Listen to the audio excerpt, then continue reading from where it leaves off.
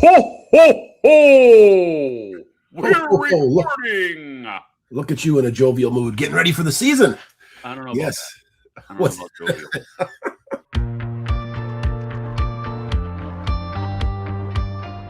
All right, here we are again, Sam, Yes. for another episode of the West Contingent. First of all, I am Tim from Las Vegas. I'm Sam from the Pacific Northwest. What's Yes. up, y'all? Good to see everybody. And first of all, I just want to apologize to everybody out there watching. I know I got this virtual background. It's kind of messed up with my head up here and stuff, but I'm sitting in a room that's a total mess. I've been rearranging, cleaning out, doing some winter cleaning, so I don't want to show all the mess, the chaos. So It looked like your new dig, bro. It looks nice. yes, this is my new home.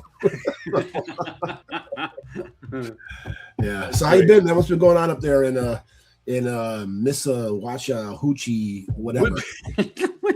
Careful now. What's it Wenatchee Yeah. is the name of the town we live in, and that's why I say I'm from the Pacific Northwest, because usually nobody's ever heard of Wenatchee. So it's like you might as well say you live in Timbuktu or whatever, Right, and somebody might be listening that knows. I know where Timbuktu is. What's the problem? But no, it's how it is. But anyway, no, we're having windstorms and we're having flooding right now, of all things. Really? Yeah, we've got like it's not a lot. It doesn't sound like a lot, especially from when we lived when I used to live in Florida. You get 8 inches of rain. You're like, yeah, that's a Saturday. So what? But 8 inches of rain up here with all of the mountains and how it collects, and I don't know, and the rivers. I have no idea why, but we've got like 8 inches of rain over the past week, and it's been constant, and it's creating some mudslides off of these mountains and stuff. And that's just it's been pretty nasty. We've had some I-90's been closed in a couple of places because of mudslides, and the pictures are surreal. With muck and mud and trees and all that kind of stuff laying across a 4-lane highway. But it's just kind of weird that way. Last night we had windstorms, which was, again, living in Florida, and hurricane is a windstorm, but Yeah. we didn't have a hurricane up here, but definitely been some trees that have fell because of the wind and that kind of stuff. So it's strong enough gusts to cause some interesting mornings to wake up to, but we are fine. We've been fine. We've got like 8 trees on our property, and they're all pretty close to the house. So it's a little nerve-wracking when that happens, but they're all nice big trees. They're not wimpy. So they withstood the wind well, but windstorms and floods was not on my bingo card for December, however. So, and it was really weird. It was like 62 degrees last night. It was like around 5 o'clock because we were going to Costco to pick up some stuff. And we stopped at a barbecue place, and Jesse and I were walking from the car into the restaurant, and it was like a warm breeze in December. And I was like, this is surreal. I don't like this. So hopefully winter gets back to winter and stop flirting around with late or rather early fall. But other than that, everything's going pretty good as far as life is concerned. We've got a kid that just got his license. We've got another kid that's about 2 years younger than him that just got his permit. And so he's going through driving school right now and learning, getting comfortable with driving. And we're trying to get his nighttime and regular time hours in driving and all that kind of stuff. It's all good energy. I'm not really stressed. I mean, there's definitely things that are concerning, but can't complain. We are very happy up here, so we're good. Good deal. What about you, buddy? I know you're gearing up for Dice Tower West. I know there's a lot involved. Yeah. Go ahead and make an announcement for people. Yeah, don't forget about Dice Tower West. It's coming up in March, so it's not that long away. And so we're just ordering games, redoing the library. We're just almost we've got a waiting list with vendors, but we're closing that down. So we're just kind of like doing the final touches because we like to start the year, because that's just 2.5 months out, right, from the convention. with pretty much a lot of the stuff sort of shut down or closed down, so we can just kind of get the final things in place. So that's coming up. So if you haven't gotten your ticket out there for Dice Tower West or your badge, make sure you go ahead and do that. It's going to be another fantastic convention, as always, bigger and better than last year, and we got a lot of great things planned. So I need to do that. Yes. Oh yeah, you gotta make sure you get yours. Write that down on the to-do list, Sam. There you go. But yeah, no, we this week, was it today actually, is going to be only 2 degrees away from the record temperature out here. I think it's going to get up to like 72 today. Record high? Record high, yeah. Wow. The record high was 74 or something like that. Real close. But yeah, yesterday was fantastic. Walking out with a t-shirt, it was beautiful. I mean, so it's really nice. No, I'm sorry. I got to disagree with you there, pal. More often than not, I will agree that yes, Las Vegas has beautiful weather. You're correct. But dude, it's December and it's 70 degrees outside. No, that is adjacent to HE double hockey sticks, my brother. It's just, it's too hot, man. It needs to be cold. Even 62 last night, I was like, this is not right. This is not okay. We're in the north and it's December. It needs to be 30 degrees outside. Okay, well, you can have that up there. I'll will keep this down here. I am perfectly happy. You stop sending me your warm weather so I can enjoy it cold. No, I am perfectly happy at 70 degrees in December. That's to me, that's a great day.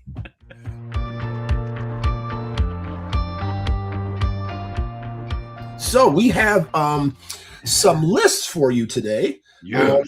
And the whole premise, I think they're going to be 2 different lists, but just so you know, the premise of the lists are 10 games that you should buy for or suggest or recommend for Christmas. Yep. Suggestions for Christmas. That is correct. Suggestions for Christmas. We're going to both do our top 10. And I think what he's talking about is I took a little bit of a different slant than he may have taken. Yes.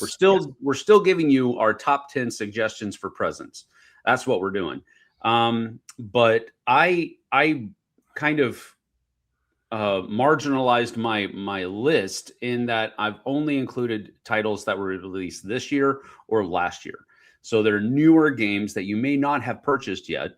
And maybe they have been on your radar, and I'm going to be telling you, go ahead and pull that trigger. You won't be disappointed. Okay. And mine are just games I think you should buy. And what I've done is I've kind of split it into 5 games that you get people who aren't gamers, right? If you say you have an office gift or whatever, that they'll be able to pull out, open up, and play right away and start loving games. Then I've got 5 games for people who maybe play a little bit of games, something for them to take them into getting into the hobby gaming world. So that's a little strange because usually I'm the one making that list, and my list was definitely this is for gamers. That's just the long and the short of it. There are some on this that might have been, that might have flown under your radar. All right. Well, let's go ahead and get into it. Do you want me to start or do you want to start? You, sir, get to go first. I get to go first. Okay. I will get to go first. My first 5 actually are going to be games that I would really recommend that you sort of give to people who are gamers or have played games. And, because again, I know we talked about either last episode or the episode before, a lot of times gamers don't understand the term easy or, like we were talking about, like teaching a game or what is easy to non-gamers. And so what I wanted to do is kind of get games I think are relatively easy to jump into and that people will enjoy. So the first one I wanted to put down is King of Tokyo. I definitely think that would be a winner, right? If you give to somebody, it's not just a open up and play, because there are a couple of rules, a couple of things you have to understand. But if people play games and they want to play sort of a game, not a party or whatever, King of Tokyo, I think, is a definite winner. People love it. You tell them it's Yahtzee with monsters fighting. That's what it is. Open it up, play, and they will definitely enjoy King of Tokyo. I absolutely agree with that. It's one of those. It's like it's a modern classic, a modern evergreen. That's one of the games that I don't think I'll ever get rid of in my collection. I do prefer the Dark Edition, which is a little bit more of a gamer's game version of King of Tokyo. But King of Tokyo, in and of itself, is a great fun game, and it is.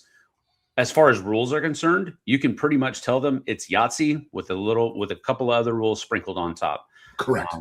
So that's a really good pick. Well done. My number 10 is a game that is that one that I was talking about that kind of might have flown under everybody's radar. The Dice Tower did cover it, and they had some pretty glowing remarks. I remember Chris had some pretty glowing remarks about it. And I picked this up at Origins this year, and it really just kind of sat by the wayside for a little bit because I didn't have a whole lot of interest in it. But after watching Chris's, I guess, review, or I think he may have done a review with somebody else. I just remember Chris's glowing remarks said, okay, I'm going to break this out. Really enjoyed it. This one's called Toy Battle.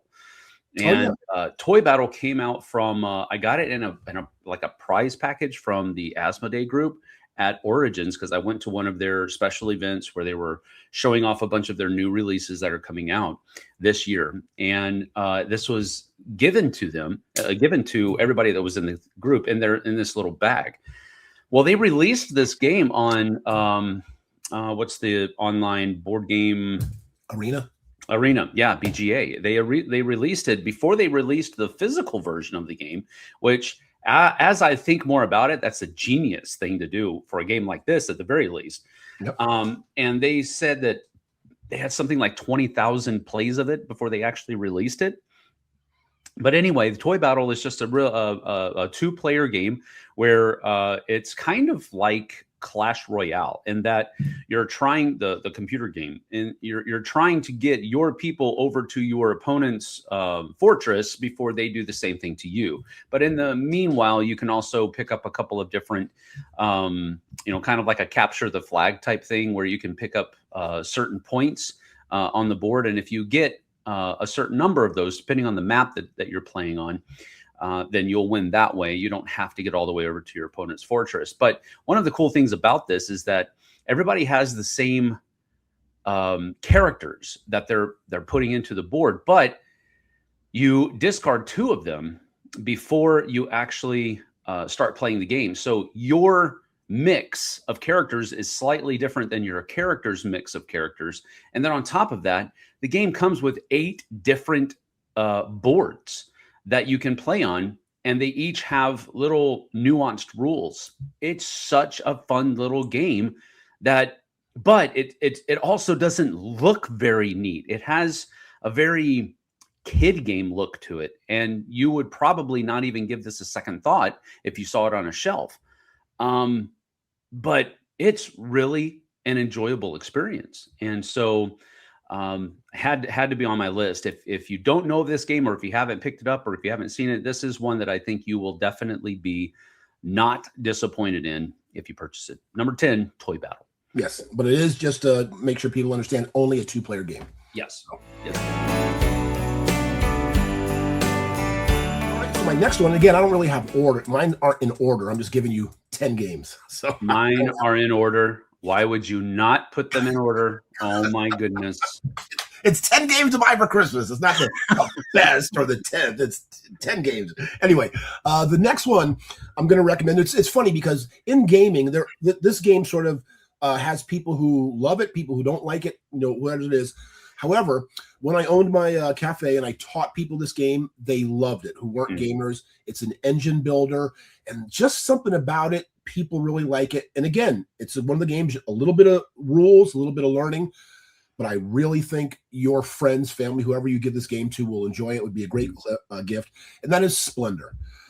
I'm sure we're all familiar with Splendor, and just the engine building concept I've noticed with sort of non-gamers or the general public is just so gratifying and satisfying to people, because they actually get to see the growth of their game, right? They're building, and they get to see that. So yeah, I would highly recommend, nice components, the chips, the cards, and then you even have Splendor Duel for a 2-player. But my next recommendation is Splendor.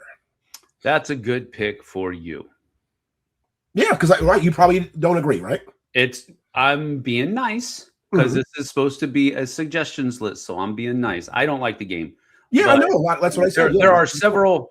I think there are other games that I like that are very similar to Splendor. So I guess I can be a little bit hypocritical there, but there's just something about Splendor that just never hooked me, you know? And I've played other games after playing that, and people are like, oh yeah, that's just like Splendor. And I'm like, I don't see it, but okay, whatever. But cool. All right, my number 9. By the way, yours are ordered because I'm the one that does the editing. So yours are being put in order. Okay, that's fine. Just saying. Okay. My number 9 is a follow-up game, kind of, in the same universe as a game that I used to really enjoy. I actually called this game, its predecessor, rather, a gateway game to the chagrin of many people because they just didn't agree with me, and that's fine. You don't have to. But this one is called Seven Wonders Dice. Also from the Asmodee Group. It's actually Repo's production, and Toy Battle, I believe, is also Repo production, but I'm not absolutely sure about that one. But anyway, Seven Wonders Dice. This is brand new. It just got released at Essen this year, and it is definitely a game that if you enjoy roll and writes, this is going to be right down your alley. But I think this is one of the most streamlined roll and writes that I've ever played. And I've played some pretty convoluted ones, and I've also played some really simple ones that still kind of had a clunkiness to them. This one is pretty simple, and yet at the same time, it still has a lot going on because it's trying to account for all of the different things that you used to do in Seven Wonders. Basically, what you're doing is you have this little box, and the little box has walls that don't go all the way up to the top, and there's enough room in between the top of the box and the wall for a die to go through.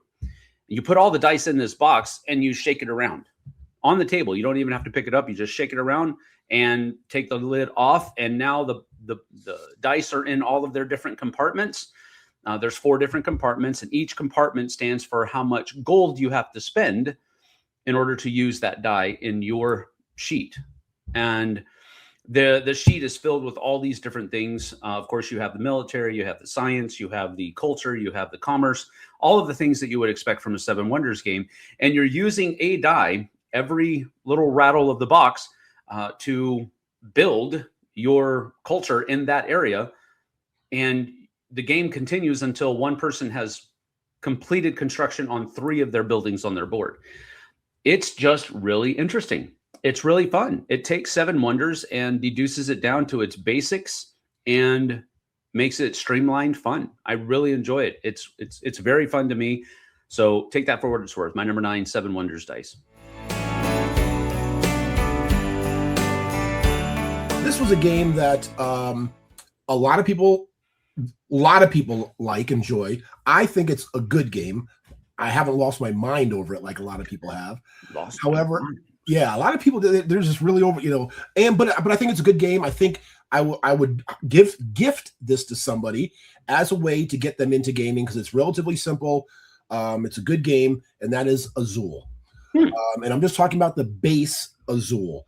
It's relatively easy to understand, relatively easy to comprehend, to get it, to figure out how you have to work and how you have to manipulate.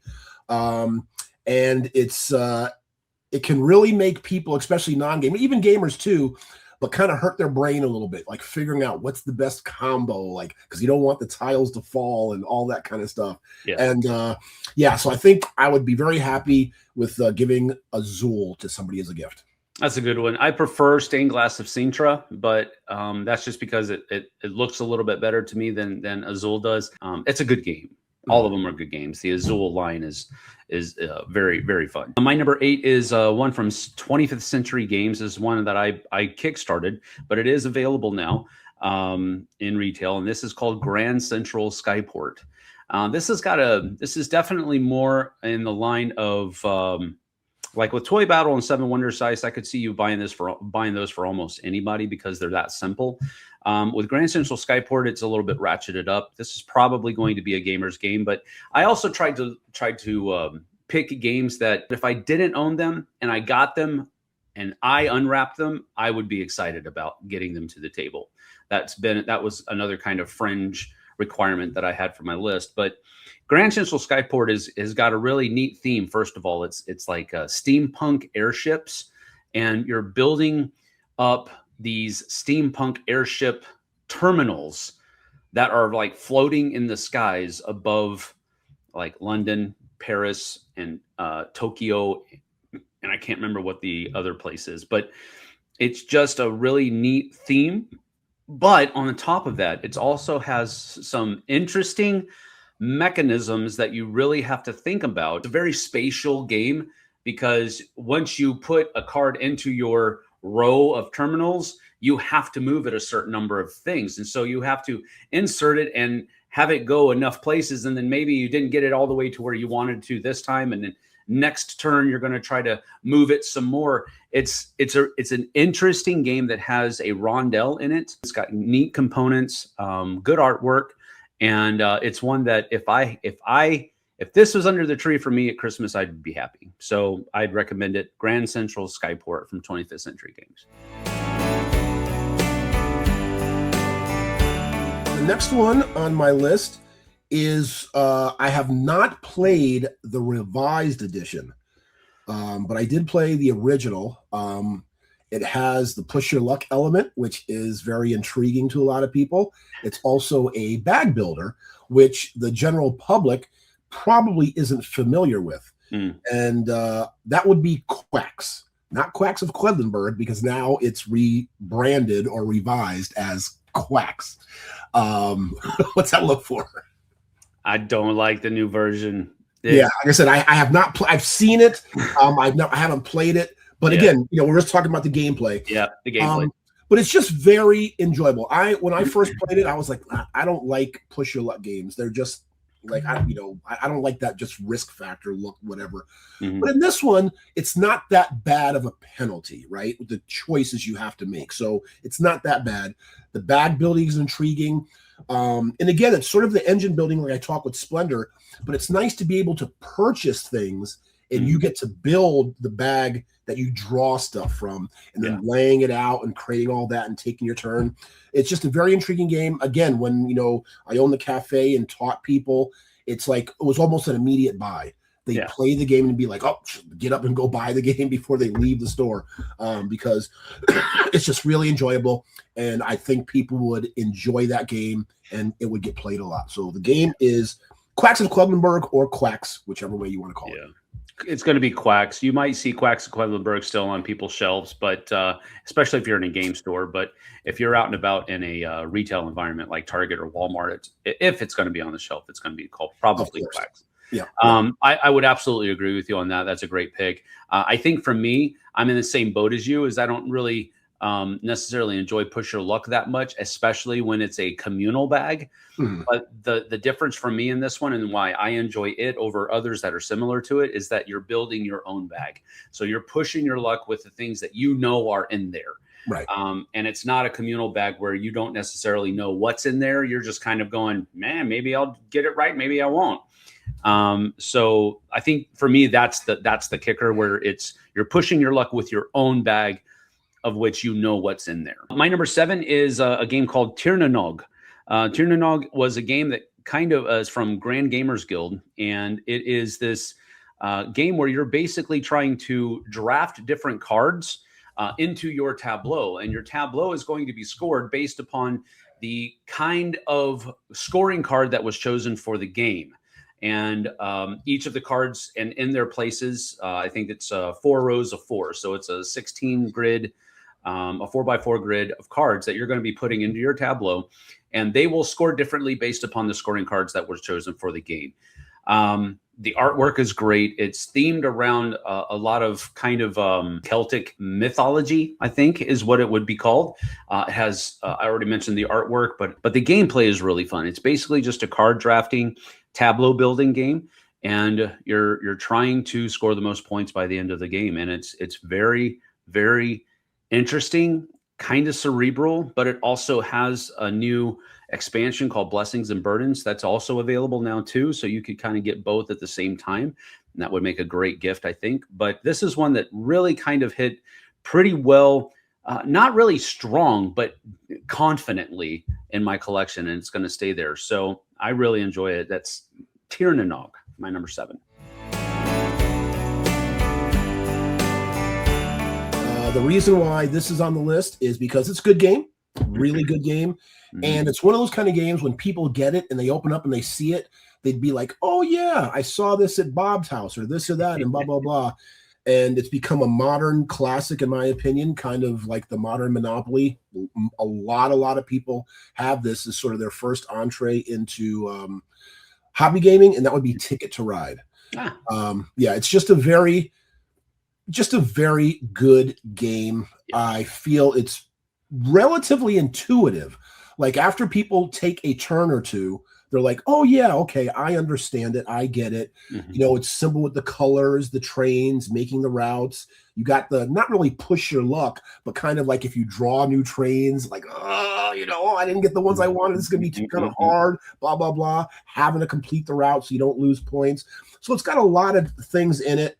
And again, the number one reason why I put this on the list is because it's probably going to be a game that, you know, if you open it up at a family Christmas or whatever you're doing for opening gifts at a office party or something, there's a good chance somebody else there would be like, oh yeah, I know Ticket to Ride. We have that. I've played that. I've seen it, because it is relatively common as far as just an evergreen standard board game now of Euro hobby gaming. So that would be Ticket to Ride. Absolutely.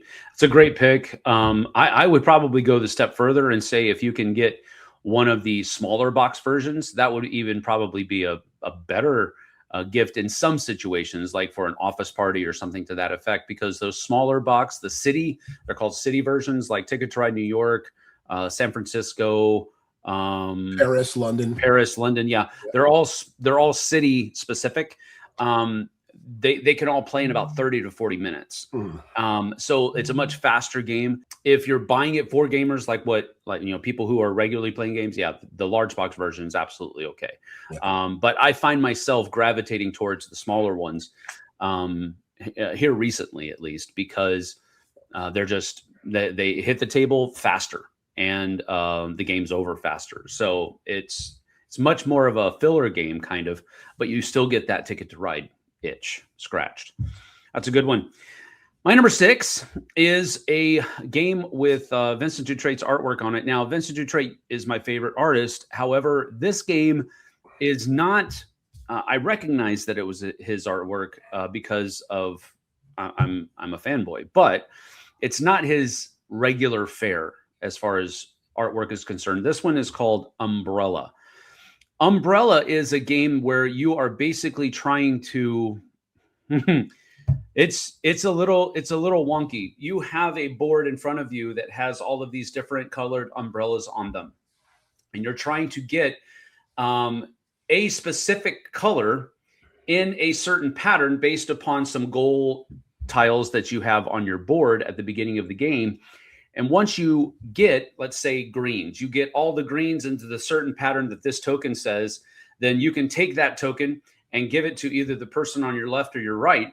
And now they have to do it, but they flip it over. And basically what you're trying to do here is you're trying to get all of these different umbrellas in the same configuration. But when you do that, you get rid of it.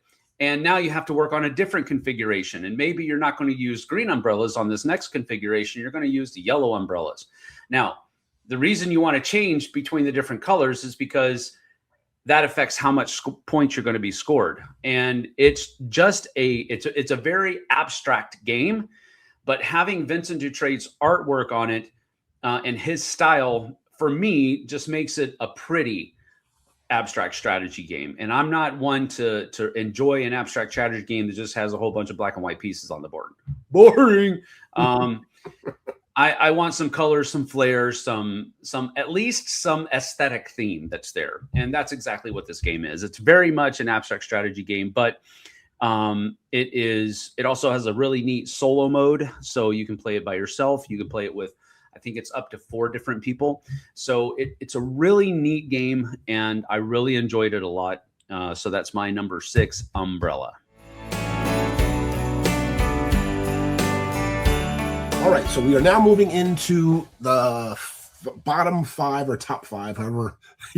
Top 5. Look at the list. Not a bottom 5. We just got done with the bottom 5. For me, just another 5. No, it's your top 5. The next 5. So these games, again, I was thinking about gifting.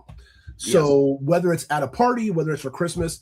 So these next choices are ones where people can open them up and play right away. So I was also looking at a couple of other factors. So a lot of the games we've already mentioned, like typical board games, I've had discussions with a friend of mine in the past about this, but there's sort of 2 levels. There's the games where your focus is down on the table. That's what you're playing on a board. All of these games are up here. They are about the interaction with people, with talking, with having fun. That's another reason I like it. And another good thing about these games, again, if you're gifting at a party, whatever it is, home, office, like that, people with all of these games can kind of come and go. With a lot of board games, you just can't get up and leave, right? Oh, I want to go talk to Joe right now, or Mary, or hang out with these people because at an office party or Christmas, eat or whatever. No, you got to commit and stay to the game, so you're locked in. These, you can just kind of get up and leave, and everybody can keep playing. Somebody can take your place, whatever. So that's another reason for these games also. So number 5 is going to be Green Team Wins. It's just again, open up and play. Everybody can play it. Everybody loves it, enjoys it. You're all up here talking, interacting. Just a fun game. Get up and leave whenever you want. Just interactive. But again, like I said, as a gift that is not going to be re-gifted because people are going to open it up and play it. You know what I mean? And it's going to be really enjoyed. That's, all these games on here, I feel. But that would be Green Team Wins. That's a great pick. That's a really good pick. I am not a big fan of party games. Because usually I feel like, especially, well, let me just put it this way. Party games that make you do stupid stuff, I hate party games that are like that. Right. And this isn't one of those. But you still have a ton of fun playing this game because you think everybody's going to say this, and they don't. They say this, and you're like, what in the world are you talking about? I know for a fact you don't, that kind of stuff. So it's a really fun game. That's a great pick. Very well done. All right. My top 5. Begins with a game also. Now, I'm just going to say it right now. I only have 2 more games that are Vincent Dutrait artwork. He's my favorite artist. Get off me. All right. So this one is called Hutan, Life in the Rainforest. And whereas Umbrella did not have a showcase example of Vincent Dutrait's artwork, Hutan absolutely has showcase example of why I like Vincent Dutrait's artwork. Such vibrant colors. The composition can be off, especially on the box cover a little bit, but everything else in the game is just amazingly beautiful, aesthetic. It pulls you into the game. So basically it's a game where you're trying to populate your own corner of the rainforest. That's generally it. And you're doing it in a number of different ways. But generally speaking, you're going to be taking tiles, placing them into your tableau and into your grid, rather. And you're also going to be populating it with different types of animals. And it's just a fun. Each of those different areas that you fill in on your board are going to score you points at the end of the game. This is just one that I've really enjoyed. I didn't even know about it until the guys on the Dice Tower covered it. And I was like, well, hey, that's another game I want to look at. And then, of course, I watched the review, watched how it plays. And okay, now I want to own it. And so I definitely went out and bought it. But this one is a great one and one that I highly recommend. Hutan, Life in the Rainforest. I wasn't sure about putting this on the list because the games I have in here, again, take them out, play. Everybody's going to have fun, have a great time. This one, I'm sure most people are familiar with the concept. However, it maybe can cause a little bit of friction and discussion about why people are doing things. However, I do think people enjoy it, and I still recommend it as a gift. And that is The Gang. Now, as you know, that is one of my favorite games. I love it. I play it all the time. However, I could definitely see in a family Christmas party playing the game. I could see, what did you do that for? That's not, so it cause a lot of friction. But putting that aside, there's a lot of people who are familiar with poker. So it's a game that people will jump in and be like, oh yeah, I know poker, and play and get out and fun, but at a wholly, completely different angle from what they've could have ever imagined. Yep. So I think it'll be very intriguing for them at that point. And I definitely think it'll get played. And then after people play it a bit, I think the arguing and this and that and stuff will become less and less and less. But I do think at the end of the day, they'll still enjoy it. So that would be the gang. That's good. Yeah, the gang is, for me, I was like, yeah, I played poker. I know what I'm doing. And then the gang showed me exactly how little I know about poker.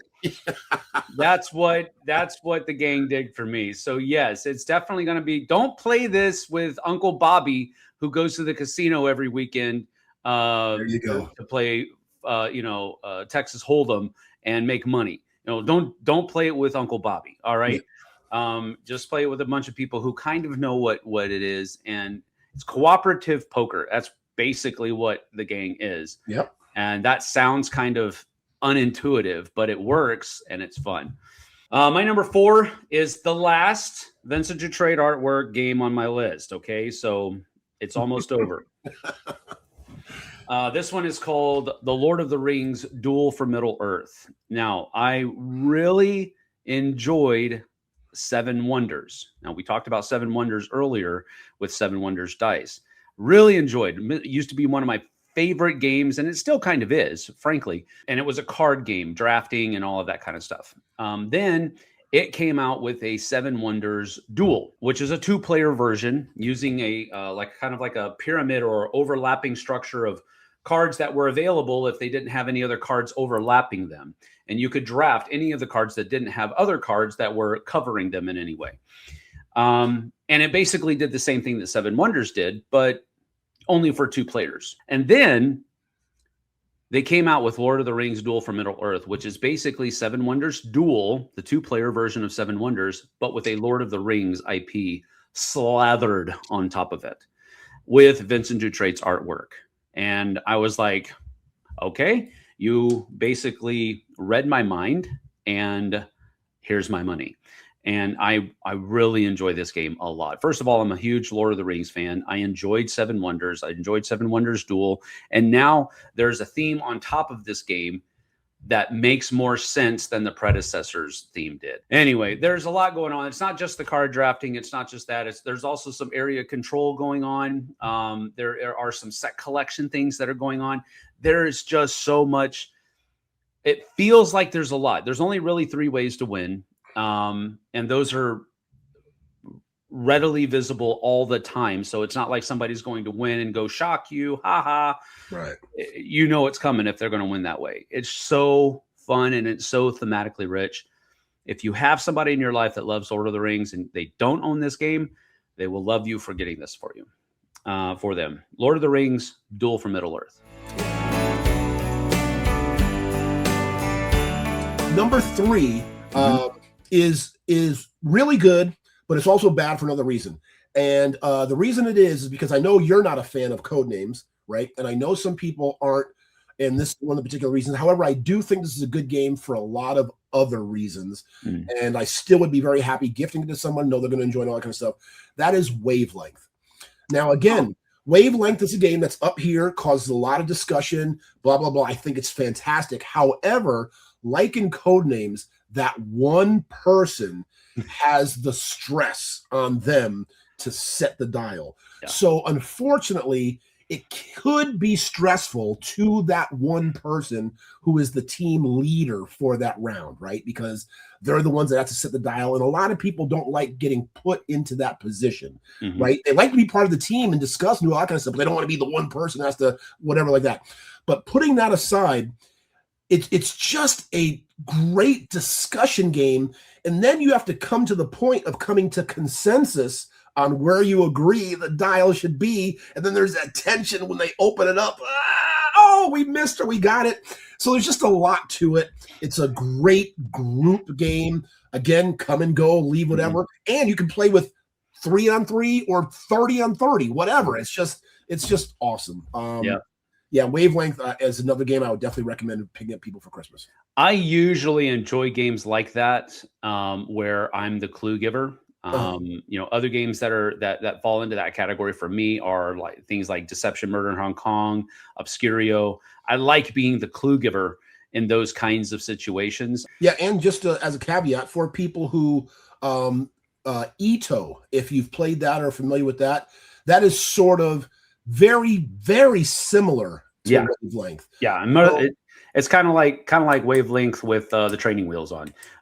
Yes. So if you don't want the big game, if you want cards, there's also, just throwing that out there, Ito is very similar to this thing. I just went over to JT's house on Sunday. That's one of the games we played. We had a great time with it. Up until then, I had never played it myself. I had watched it being played many times, so I definitely knew what was going on. But that was the first time I had played Ito.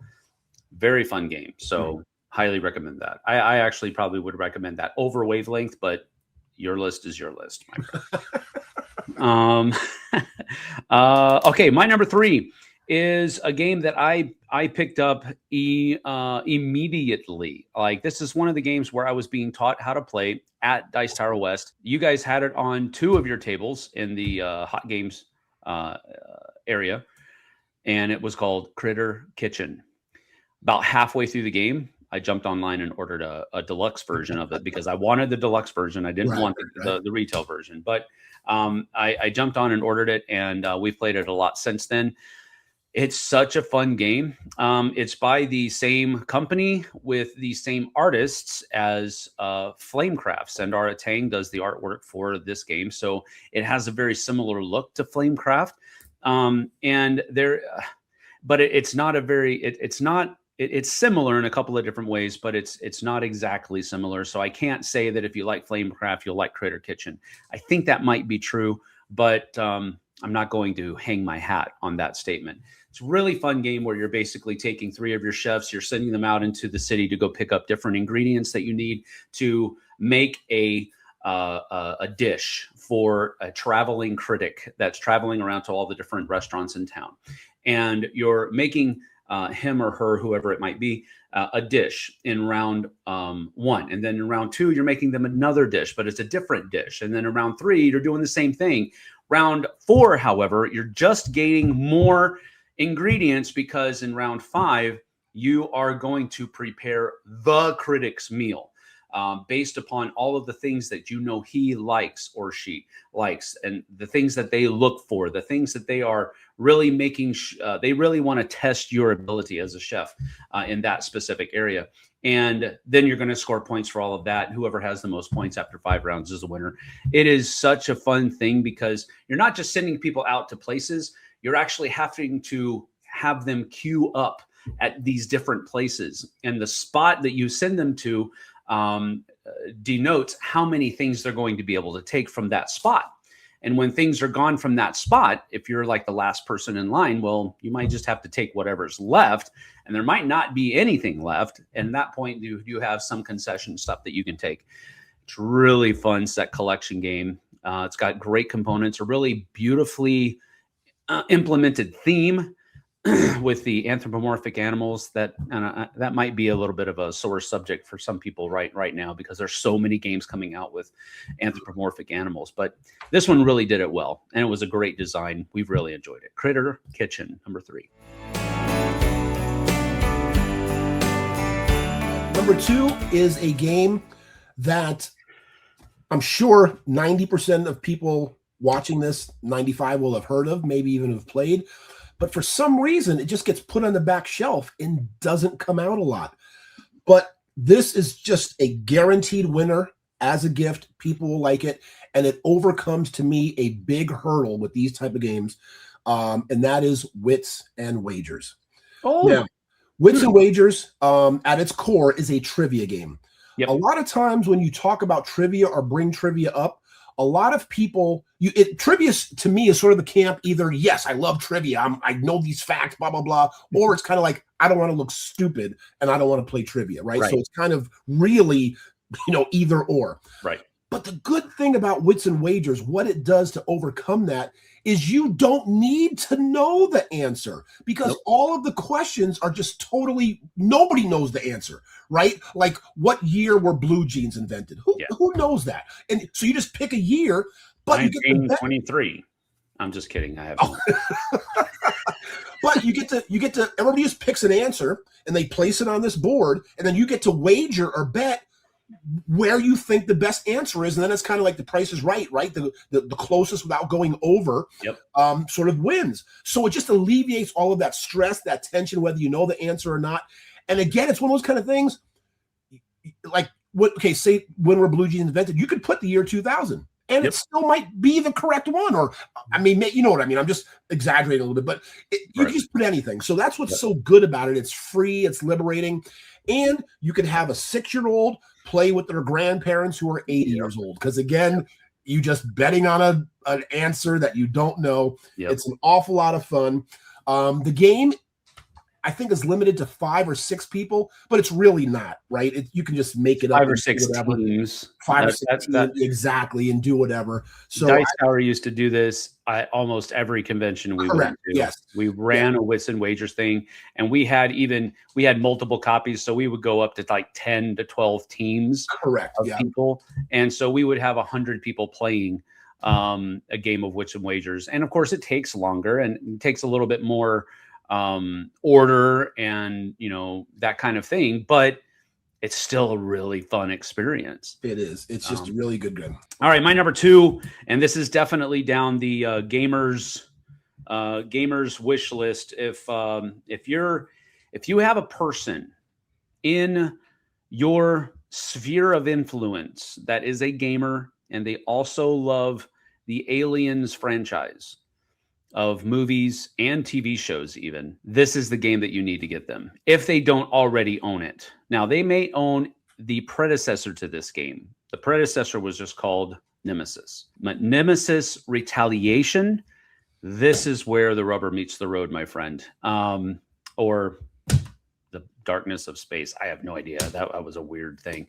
Anyway, Nemesis Retaliation is what I wanted Nemesis to be when I first heard that Nemesis was going to be a thing. Nemesis, the original game, had very much of a, you wake up on a ship and you have to accomplish a certain number of things, and the ship is adrift. Nobody's on the ship. You can't find anybody. And there's an alien in the hallway now, and he's trying to kill me. That's pretty much what Nemesis. And now I have to avoid the aliens. I can't really fight them because I don't really have a whole lot of weapons to do that. I mean, I still can, but I'm trying to accomplish these things to get my ship running again. And we want to jettison that alien so we don't take them back to Earth with us. That's kind of the idea with Nemesis. But with Nemesis Retaliation, you're like, get it, let's go. And it's one of those things where, the aliens took out our ship. We found out about it. Now we're going back down to the ship, lock and load, baby. It's time to kick some alien rear end. That's exactly what Nemesis Retaliation is. It's much more of an action sci-fi horror than a mysterious sci-fi horror that Nemesis Retaliation, that the original Nemesis was. And this is exactly it. Standalone. You don't need the original game to play it. And that's one of the cool things about it as well. It has a whole bunch of different expansions that are different races of aliens that you're going to come up against. Such a fun game. I don't own this one. JT owns it, and basically all I have to do is say, hey, I want to play Nemesis Retaliation, and he'll be here before I hang up, probably. We both really enjoy this game. It is such a good game. And I highly recommend it. My number 2, Nemesis Retaliation. Here we are at the big moment with our number 1, numero uno, the big kahuna.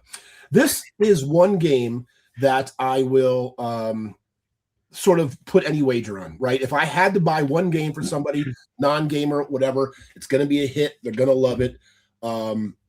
This is the one, and I might as well just say it. It's Just One.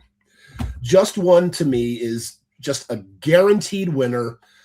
You cannot go wrong. I will go ahead and stake my reputation, whatever you want, on this game, right? To anybody, right? This, I just guarantee this is going to be a winner to whoever you gift it to. Is just one. And the good thing about it is, I know I've talked about this before in one of the episodes, is you don't have to be limited to the 7 or 8 people with the little boards and the markers that the game comes with, because now on phones, everybody can get the whiteboard app or whatever, write it down. So you could have 50 people playing or doing whatever. It's just great, right? Absolutely. It's great. And again, it's one of those instant plays, right? On the back of the box, it's got 3 things: 1, 2, 3, right? How to play, and that's it. You can teach people in 30 seconds a minute. We're up playing the game, going great. So just one, hands down, number one game to give. Such a great pick. And frankly, this is my go-to party game. You know, it's the end of the game night and everybody's kind of done with their games. There's not really enough time to start up another game with any one group of people. So let's play just one for a little while. I've done that many times. I've also seen situations where, you know, a big group of people come into the game night and everybody's kind of already in games. That group of people goes and gets just one, because it's a game that you can play until it's time to play something else. There's no real start or stop, you know. Well, there's definitely a start, but there's no stop to it. You don't have to play it a definite number of rounds. It can be whatever you want it to be, but it's such a fun activity. Yes. And I really do enjoy it. So that's a great pick. Well done. My number one is one that I knew was being released this year, but I could not say anything upon pain of death. And I was a good boy, and I didn't say anything until well after it was announced by the company. But this one basically just, there are just 2 cylinders in my engine concerning this game. And as long as both of them are being hit, I am going to run the race. And those 2 cylinders are Star Wars and Memoir 44. And when you put those 2 together, oh my goodness, I love this game. I love Memoir 44. It is one of my favorite games of all time. And if you have a World War II aficionado in your sphere of influence, Memoir 44 would be a great game for you to pick them up for them, because it is not a difficult game to play. It does have a certain set of rules that you're going to have to be familiar with.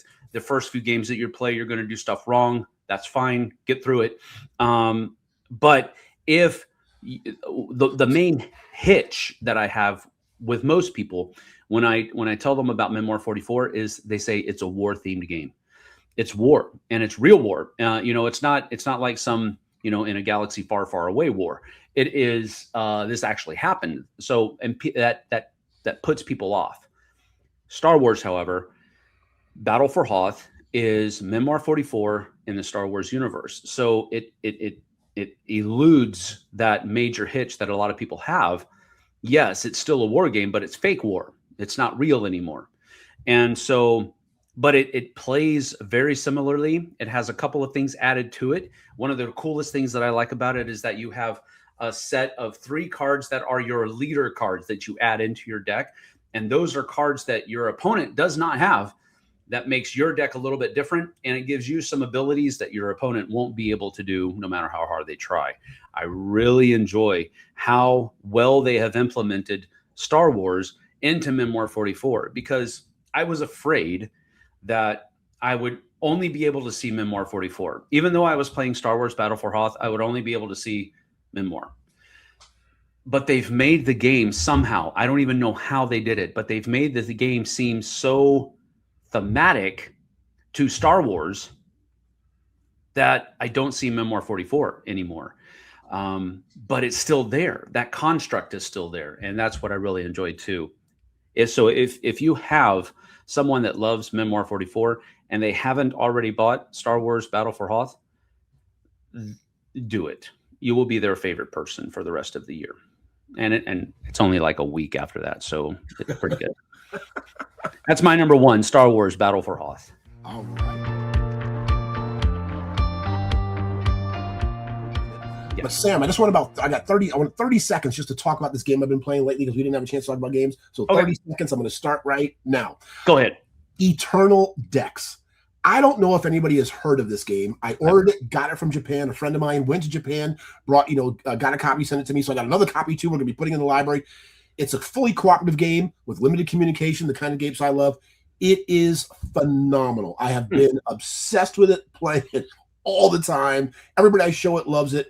But if you guys can get your hands on it, play a copy, it's going to be very hot. It's called Eternal Decks. I just wanted to say that real quick. Eternal Decks. All right. Obsessed. All right. I got 30 seconds now, too. I'm going to go with Koi, the 2025 release of Koi. And the reason I say that is because there are a couple of different games out there called Koi, but the one that came out this year, 2025, from DV Games, same designers as Bonsai that came out in 2023 from DV Games.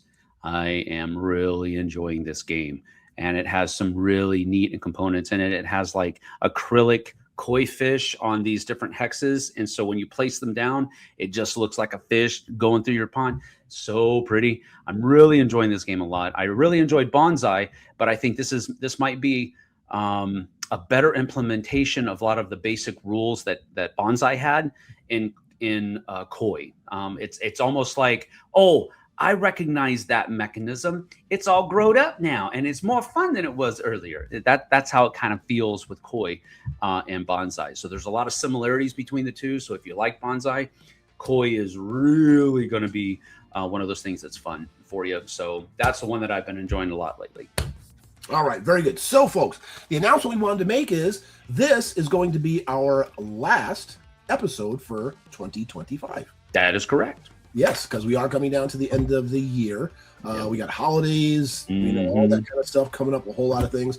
And the next year, we're going to be coming back sporadically, not as often as we were doing, because both Sam and I have things going on, right? Life gets in the way of things. That's just the way it works. But we're not disappearing. So it's going to be less than it is, but we will be coming back with episodes every now and then.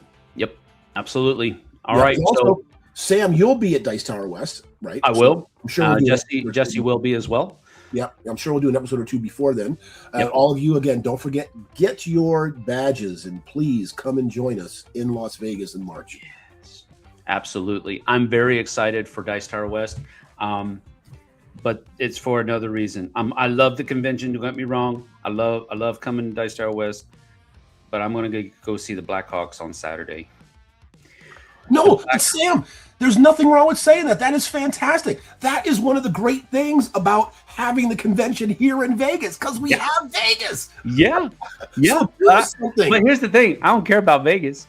I'm going to go see the Blackhawks. Right, but it's in Vegas at the T-Mobile Arena. That's what I'm saying. True. You got a chance. That's true. Because you can go see a hockey game. You can see basketball. I'm going to the Emirates Cup, the NBA Emirates Cup, the in-season tournament next week. NBA game here in Vegas. There's just so much to do. That's what's great about Vegas. Awesome. All right, y'all. Well, hey, Merry Christmas. Happy New Year. Yep. Enjoy your holidays. Thank you for being here. We'll see you guys and gals on Flipside. Absolutely. All of that stuff. Have a wonderful thing. Again, thank you for joining us. Make sure to like, subscribe, all those good things, but have a wonderful rest of the year and a great new year.